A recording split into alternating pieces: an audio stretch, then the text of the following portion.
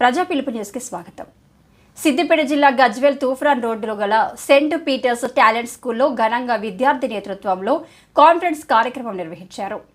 ముఖ్య అతిథిగా జానెట్ హాజరై కార్యక్రమాలు నిర్వహించారు. సంగారెడ్డి జిల్లా తెల్లాపూర్ మున్సిపాలిటీ పరిధిలో నిలిచిపోయిన అభివృద్ధి పనులను మాజీ మంత్రి హరీష్ రావు పరిశీలించారు. అనంతరం తెల్లాపూర్ మాజీ మున్సిపల్ చైర్మన్ లలిత సోమిరెడ్డి ఆధ్వర్యంలో ఏర్పాటు చేసిన జామా మసీదులో ఏర్పాటు చేసిన ఇఫ్తార్ విందులో పాల్గొన్నారు. ఈ సందర్భంగా ఆయన మాట్లాడుతూ ఇఫ్తార్ విందులో పాల్గొనడం చాలా సంతోషంగా ఉందన్నారు.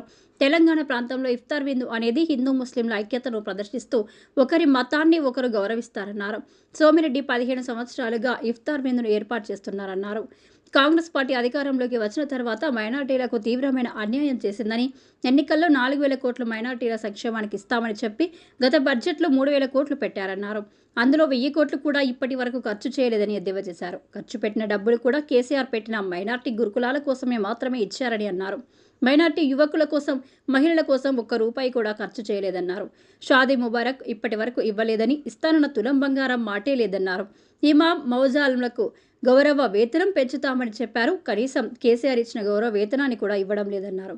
తెలంగాణలో కాంగ్రెస్ ప్రభుత్వం ఇచ్చినంత మత ఘర్షణలు జరిగాయని, కేసీఆర్ ఉన్నప్పుడు హిందూ ముస్లింలు అన్నదమ్ములా కలిసి ఉన్నారన్నారు. కాంగ్రెస్ ప్రభుత్వం రంజాన్ తోఫా కూడా ఇవ్వడం మానేసిందని, క్యాబినెట్లో ఒక మైనార్టీ మినిస్టర్కు అవకాశం లేదని, మొన్న ఇచ్చిన ఎమ్మెల్సీలలో కూడా ముస్లిం మైనార్టీలకు చోటు లేదన్నారు.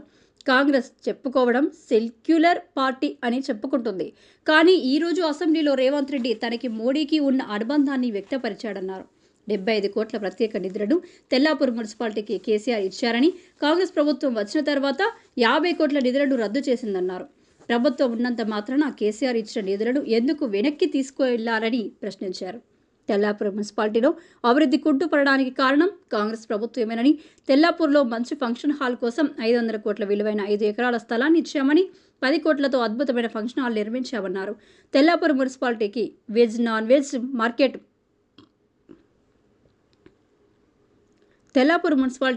నాన్ వెజ్ మార్కెట్ మంజూరు చేస్తే కాంగ్రెస్ ప్రభుత్వం ఆపేసిందని, తెల్లాపూర్ మున్సిపాలిటీకి పెండింగ్ నిధులను ఇచ్చి అభివృద్ధి పనులను పూర్తి చేయాలని డిమాండ్ చేశారు.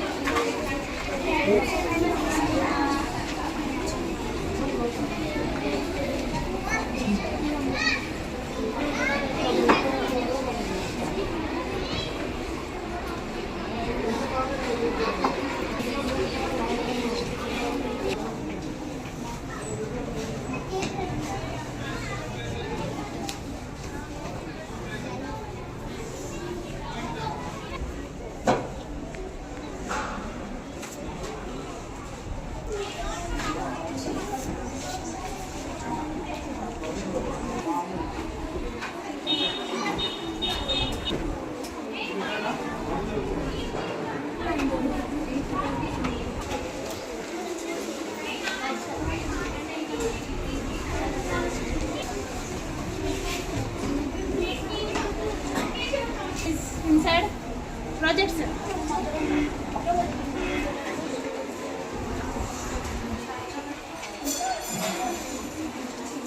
Okay, while ma'am taking video, please be silent, okay?